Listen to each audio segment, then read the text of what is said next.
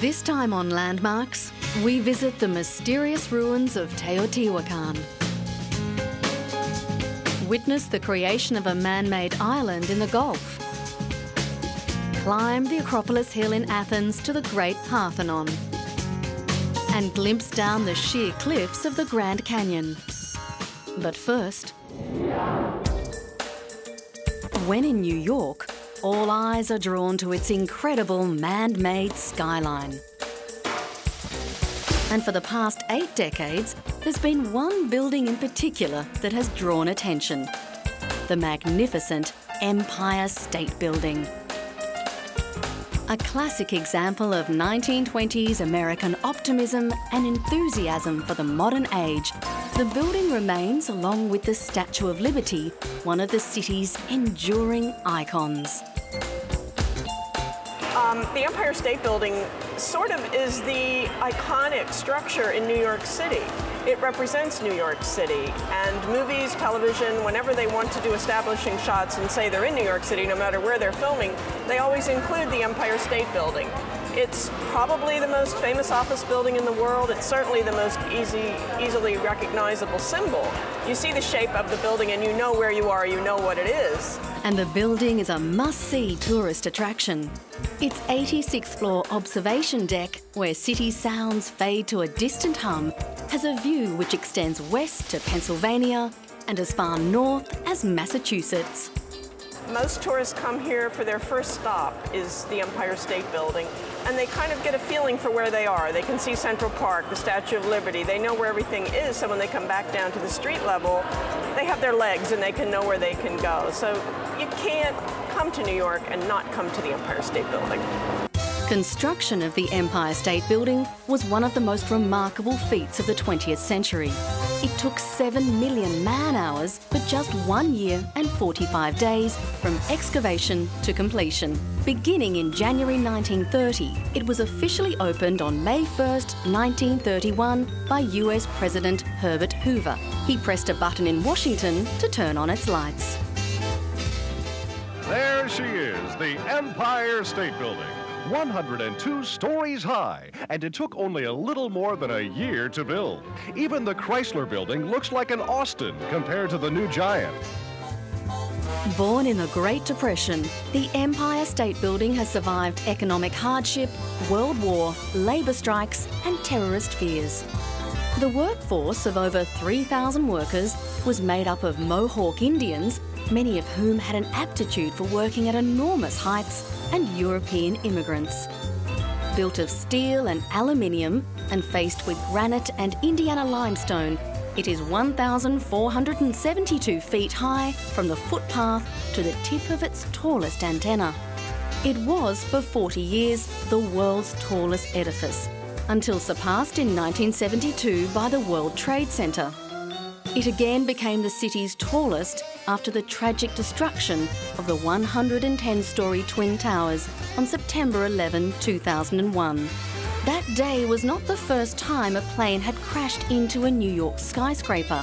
On July 28, 1945, a B-25 bomber crashed into the Empire State Building's 79th floor. 14 people died, but the building's structural integrity was not damaged. But just like Mount Everest, humans have had an overpowering urge to conquer the Empire State Building's peak. One of New York's most popular annual events is the Empire State Run-Up. The object is to run up the stairs faster than anyone else. While it attracts men and women runners from around the world, this event combines New Yorkers' natural instinct to charge the front of the queue and the urge to avoid waiting for a slow lift. There's 1,576 steps from the ground floor lobby to the observation tower. Most are in a rush to win, others take their time. Apart from the satisfaction of a job well done, the reward at the end is this magnificent view. Coming up, the mysterious ruins of Teotihuacan.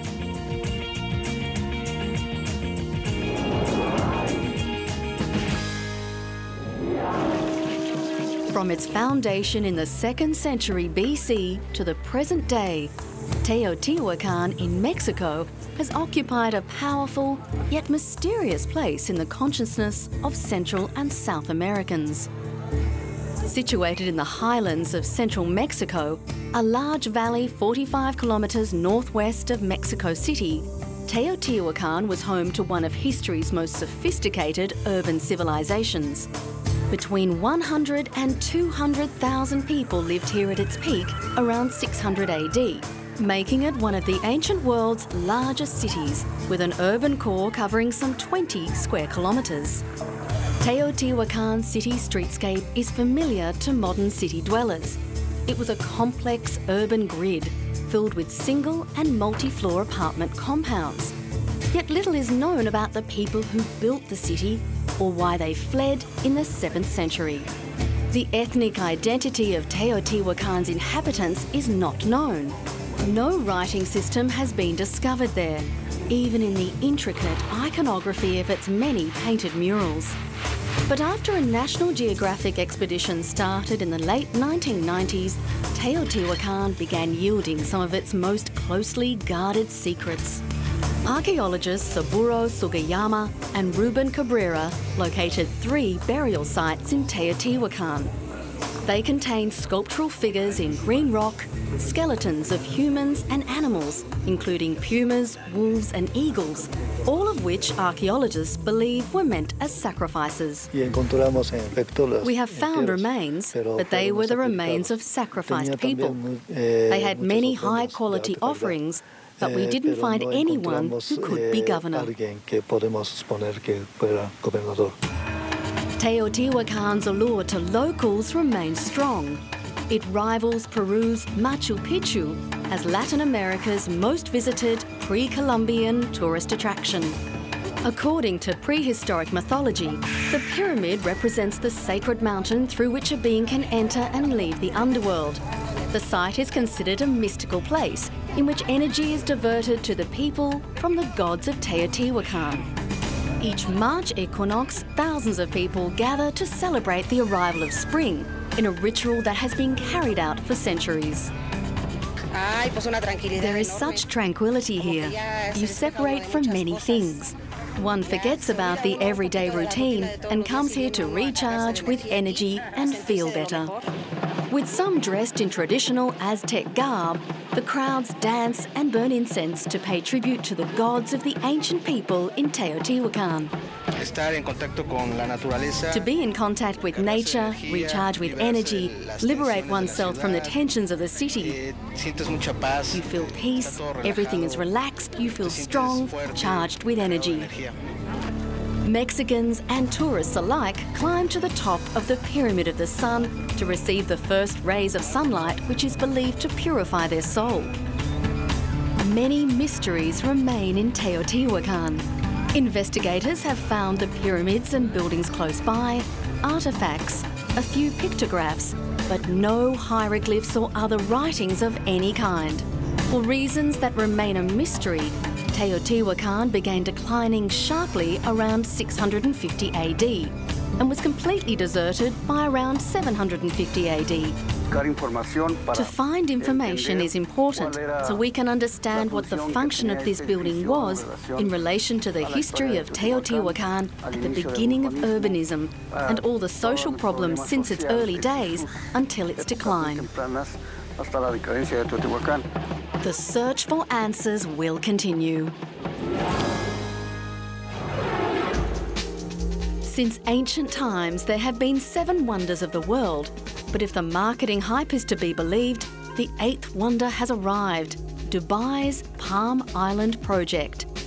And there's no doubting the world's largest land reclamation project in the United Arab Emirates is a remarkable construction and engineering achievement. Visible from outer space, the tree-designed Palm Jumeirah comprises a 2-kilometre-long trunk and a crown made up of 17 fronds. Each frond is home to a massive residential and commercial development. The 5-square-kilometre development maximises beach frontage, making it attractive to both buyers and property developers, who are a high priority for the UAE. 110 million cubic metres of sand and 7 million tonnes of rock have been used in the creation of this massive project, which has doubled Dubai's 67-kilometre long coastline. By increasing the amount of beach space, it can attract real estate developers to these valuable beachfront properties. It can attract wealthy expat residents to come and live in Dubai. But the opportunity to live alongside celebrities such as Michael Schumacher and Michael Owen comes with a large price tag. You must remember that Dubai doesn't have a lot of oil. It only produces about 300,000 barrels a day. So Sheikh Mohammed, the ruler of Dubai, has taken this decision to try and diversify the economy by attracting tourists to Dubai, by attracting real estate developers and trying to get away from this dependence on oil. So what Nakheel has done with this project, it has built the infrastructure, the actual palm itself, the fronds, the stem, and then it has sold the plots to developers from all around the world to come and build their buildings on it. And that includes, like I said, Kerzner, it includes the Trump Tower. But others, such as the World Wildlife Fund, say there has been another price to pay for this remarkable feat of engineering. The only known coral reef off the shores of Dubai was destroyed during dredging work on the palm-shaped islands. It has been detrimental for the natural environment of Dubai coast, especially at the place and at the location of the first Palm Island. That is a little bit of a shame, because there were a very good habitat there, there were possibilities of recovery, there were possibilities of protection, there were possibility of using that natural asset to make something. But again, the engineers claim to have an answer for what has been lost. Nakheel argues that most of the coral was dead to begin with, and that they've already set in place a larger, albeit artificial, habitat system to develop new coral reefs. The remains of 2 fighter planes, jumbo jets and 7 barges have been dropped onto the sea floor in a bid to attract marine life and create an underwater theme park for divers. Many of the things that we have done, environment has been a major concern to us, because our management is really very much in favor of ecosystem sustainability, environmental conservation. And in fact, these things are not slogans that we use for marketing, but they are part of our corporate culture. Despite the fears, wealthy investors and businessmen are choosing tax-free Dubai as a place to enjoy their retirement on their own private beach.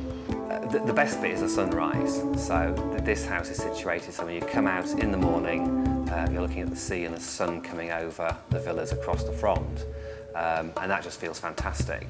You know, the fact that you can walk down to the beach, put your feet in the water, swim across the front, which I've done twice. You know, it's just, you really wouldn't get it anywhere else in the world. Coming up, the Great Parthenon.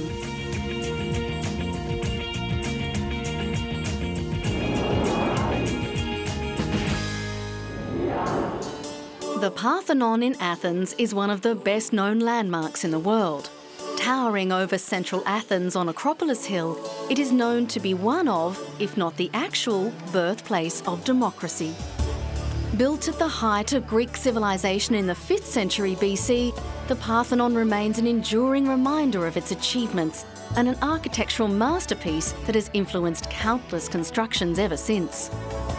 Completed around 440 BC, the Parthenon was originally home to a huge gold and ivory statue of the goddess to whom the city was named and the temple was dedicated, Athena, the goddess of wisdom. Besides being the site of many superb interior and exterior artworks, its architects and sculptors were masters in science, mathematics and art. They created a building with perfect proportions. Its horizontal planes were imperceptibly curved, creating an intricate optical illusion. All Greek temples of the time were designed to be seen only from the outside. To viewers who could only glimpse the interior through its open doors, the columns appeared to float.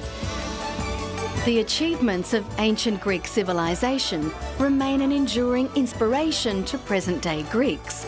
Some, as seen here, even continue to practice their ancient religions, praising, among other gods, Athena and Zeus. For 2 millennia, the building survived numerous disasters, both man-made and natural. But in recent decades, the Parthenon has had to battle 2 modern scourges: chemical pollution and tourism. Tourists' feet were eroding the marble floors. In the mid-1980s, with the support of the European Union, an ongoing restoration program began. Engineers took the 2,500-year-old temple apart piece by piece in order to restore the building to something of its former glory. Then Culture Minister, the late Melina Mercouri, oversaw the restoration program. The Greek government and the Greek people are doing in the Acropolis are the most important. Because for us, as you know, as I have said 1,000 times, the Parthenon means for us our soul, our sense of democracy, our identity. And sure, the Parthenon belongs to everybody in the world, but first of all belongs to the Greeks. Mercouri began lobbying the British Museum for the return of friezes and sculptures from the Parthenon's facade, the so-called Elgin marbles. In the early 1800s, then British ambassador to Greece, the Earl of Elgin, Thomas Bruce, received a controversial mandate to remove the Elgin marbles from the Ottoman Sultan. In 1816, they were purchased by the British Museum, where they have been ever since. And with the focus of the world on Athens during the 2004 Olympic Games, lobbying for the return of the marbles intensified. Athletes from around the world joined the cause. Scotland has a great heritage, and I think it's only right that the Greeks should safeguard their heritage. And you know, unfortunately, it was Lord Elgin that took the marbles, and I think it's appropriate for me to say that they should come back. The return of the Elgin marbles has become a cause célèbre. In early 2007, students from around Greece circled the Acropolis as part of the Return the Elgin Marbles campaign. Now, with the completion of the museum near the Parthenon, it is hoped the British Museum will one day agree to the marbles' return to the site, which was their home for more than 2,000 years. The Grand Canyon in Arizona is a geological museum of epic proportions. In one panoramic sweep, you can see nearly half of the Earth's 4.6 billion year history.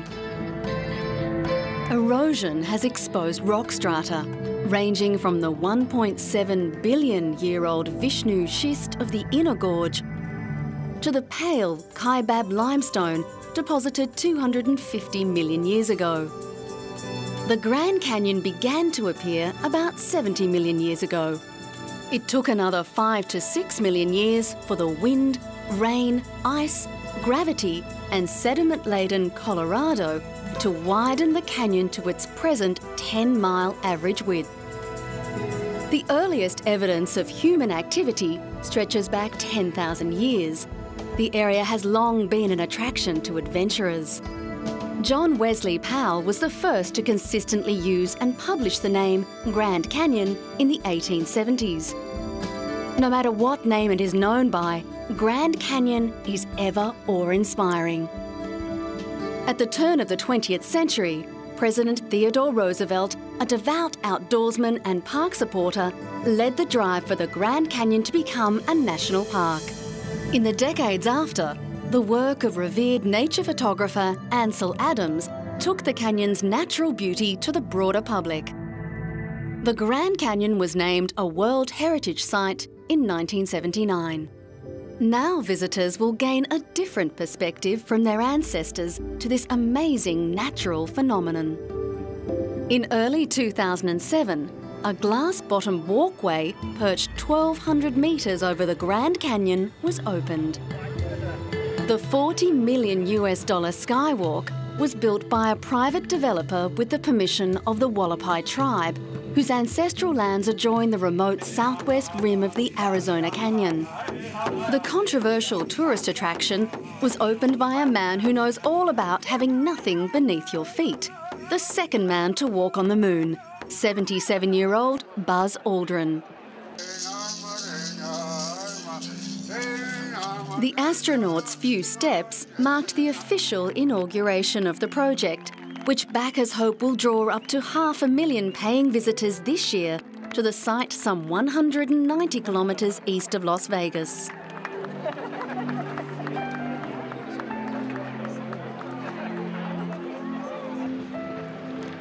It really doesn't compare that much to walking in space.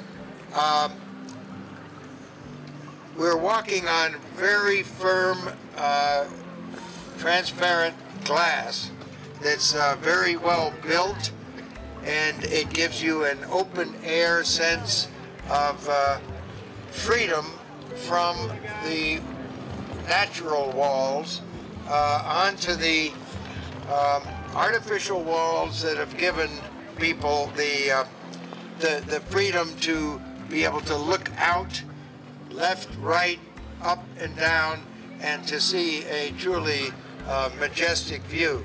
Traditionalists say the construction violates the hallowed natural landscape of the canyon, which is central to the tribe's creation stories. But supporters say the walkway will create hundreds of jobs for tribal members. I would regard myself as a traditionalist, and when I weigh the concerns of building on the canyon, the benefit far outweighs the concerns I have in regard to the environment. The horseshoe-shaped steel pathway, which is paved with 90 tonnes of toughened glass, is cantilevered 21 metres out over the lip to give visitors a view of the Colorado River Valley below. Visitors are assured of enjoying the majestic view, just as past generations have done before them.